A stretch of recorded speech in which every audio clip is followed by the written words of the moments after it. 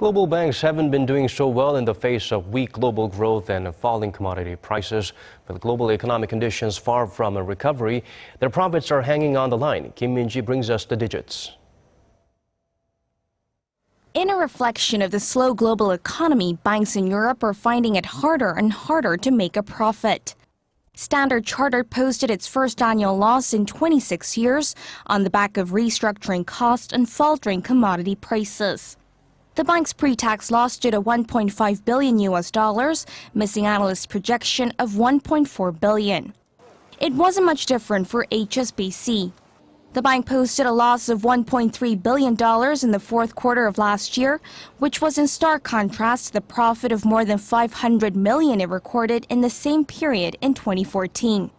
But in what could be a ray of light, banks in the U.S. are faring relatively well. According to the U.S. Federal Deposit Insurance Corporation, nearly 6,200 commercial banks in the states posted a combined net profit of $40.8 billion, up almost 12% from a year ago. The U.S. is seeing a modest recovery, but in Europe, even though countries are undertaking stimulus measures, many global banks are going through restructuring. This can differ by bank, but the ones with greater exposure to emerging markets are being hit. On top of that, with many central banks adopting negative interest rates, experts aren't predicting a rosy outlook, as the sub-zero rates will lower the net interest margin, which in turn will pull down banks' operating profits. Kim Min-ji, Arirang News.